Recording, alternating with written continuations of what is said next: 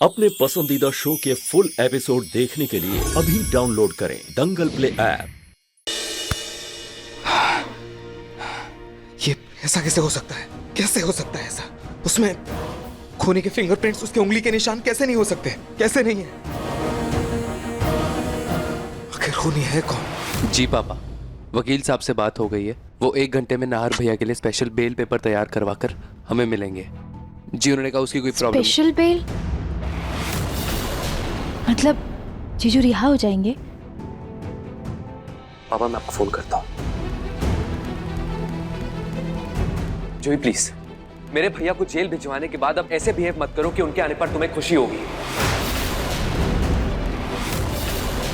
Summer, कम से कम तुम तो मुझे समझो।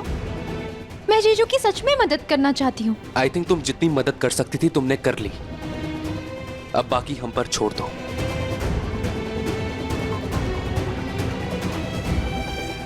जूही,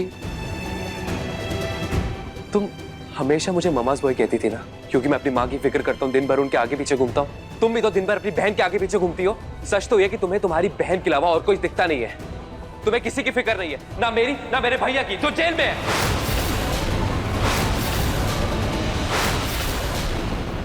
फिर अब तुम क्या कहलाओगी? बोलो, जवाब दो। समर देखो, मैं जानती हूँ मुझसे बहुत बड़ी गलती हुई है, लेकिन उस वक्त मैं बहुत ज्यादा डर गई थी। मुझे समझ में ही नहीं आ रहा था मैं क्या बोलूं। मुझे पता नहीं था कि मेरे बयान की वजह से जीजू को जेल हो जाएगी। मुझे सच में नहीं पता था। आई स्वेयर, तो मुझे पता होता तो मैं बिल्कुल चुप ही रहती। रियली जूही, तुम इतनी स्मार्ट हो, तुम्हें तो सब कुछ पता होता है, हर चीज के बारे में ज्ञान है तुम्हें। जहां स्मार्टनेस दिखाने की बात है, तुम वहां पे इतनी बड़ी बेवकूफी कैसे कर सकती हो? सच सच बताओ मुझे, तुमने ये सब जानबूझ के किया या फिर तुमसे ही गलती से हुआ? मुझे सच जानना है। समर, तुम अपनी हद पार कर रहे हो। सोच समझ के बात करो, समझ में आ रहा है तुम्हें? तो तुमने पार की है जूही, मेरे भाई को जेल भिजवाकर। और रही बात तुमसे सोच समझकर बात करने की बात, तो अब तुम सुन लो मुझसे, मुझे तुमसे कोई बात ही नहीं करनी है।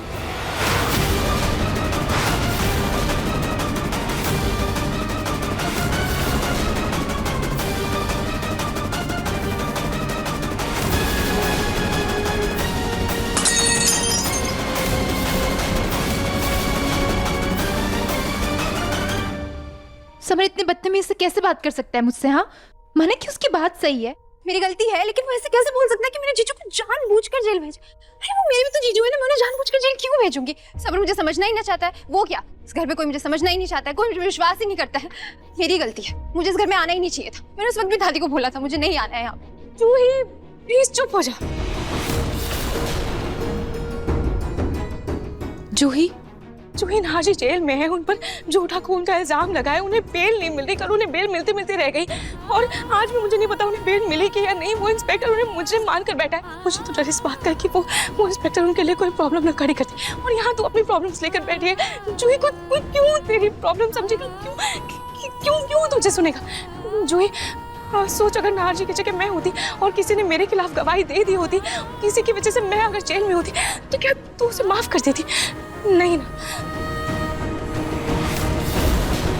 एक तो वैसे ही हमारे पास नाहर जी की बेगुनाही का कोई सबूत नहीं है, और ये सबूत मिला भी तो इसमें पता नहीं क्या लिखा हुआ है, कुछ समझ ही नहीं आ रहा है।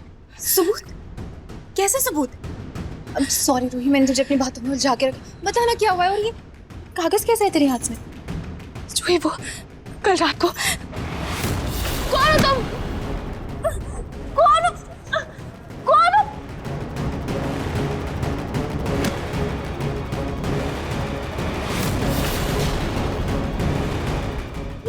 ये तो किसी मेडिकल स्टोर की पर्ची लग रही है। हाँ जो ये कोई मेडिकल स्टोर की पर्ची ही है, लेकिन देखना इसका नाम मिट गया है, इसमें सिर्फ स्टोर लिखा हुआ है।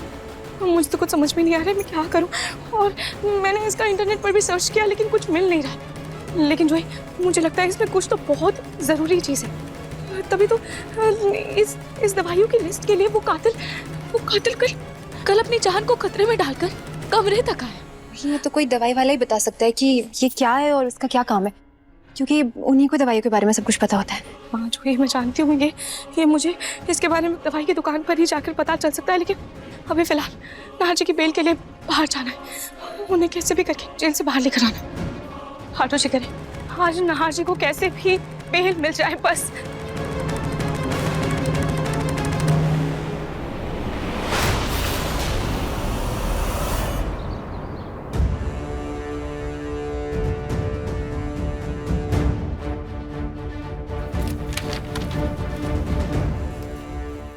अच्छे से देख लीजिए इंस्पेक्टर, ये नाहर जी के जमानत के पेपर्स हैं जो हमने दोबारा कोर्ट से बनवाए। इंस्पेक्टर प्लीज अब नाहर जी को छोड़ दीजिए। आकाश राम, बाहर लेकर आओ नाहर को। जी सर।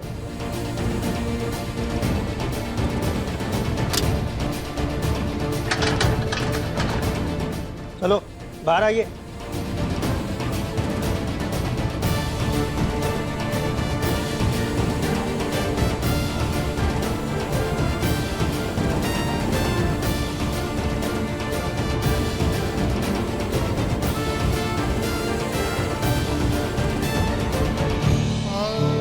मेरा बेटा,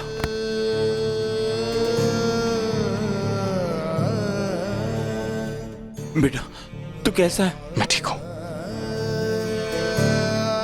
समर,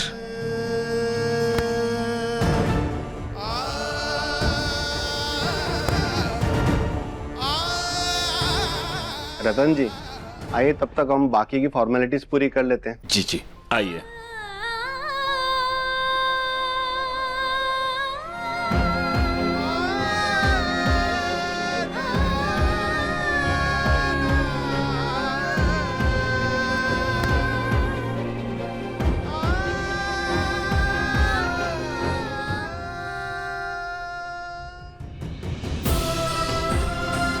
तुमने मुझे जेल से रिहा करवा ही दिया। मैंने नहीं, पूरे परिवार ने। और देखिए पूरे परिवार की मेहनत रंग लाई। सर जी, आपके लिए अदालत से कुछ कागज आए हैं। कौन से कागज आ गए? लगा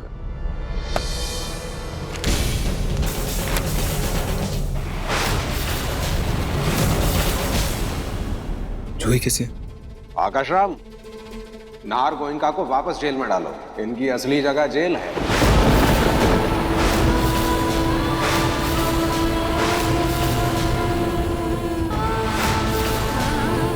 ये क्या बोल रहे हैं आप इंस्पेक्टर?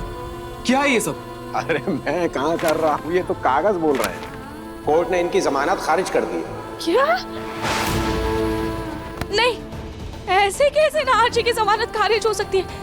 किसने करवाई है खारिज? मैंने। कोर्ट में मैंने नकली रूही का पंचनामा दर्ज करवाया था और उसमें साफ साफ लिखा है कितनी बेरहमी से उसकी हत्या की गई, और जो गन मिली है उस पर सिर्फ नाहर के उंगलियों के निशान हैं। तो सारे गवाहों को, सारे सबूतों को मद्देनजर रखते हुए कोर्ट ने इनकी जमानत रद्द कर दी है। इन्हें वापस लेकर जाओ, बंद करो। इंस्पेक्टर, मैंने किसी का खून नहीं किया। नहीं इंस्पेक्टर, नाहर जी ने कुछ भी नहीं किया। जरूर आप लोगों को कोई गलतफहमी हो गई है। नहीं, प्लीज प्लीज इन्हें वापस जेल में मत डालिए। छोड़ो मुझे। क्या कर रहे हो नाहर जी?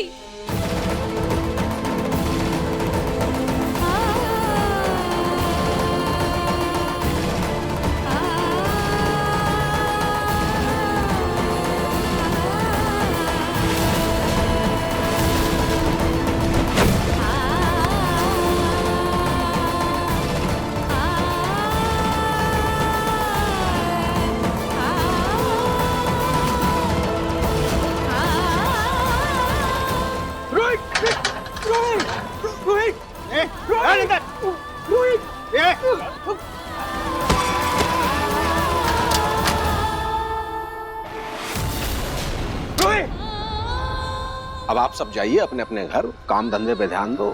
इनकी किस्मत का फैसला अब सीधे अदालत में होगा, वहां मिलेंगे अब, ठीक है?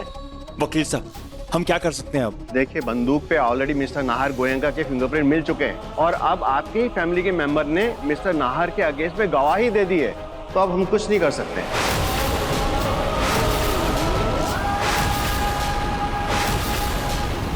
देखिए मन सुंदर के लेटेस्ट एपिसोड्स कभी भी कहीं भी। अभी सब्सक्राइब करें दंगल प्ले ऐप।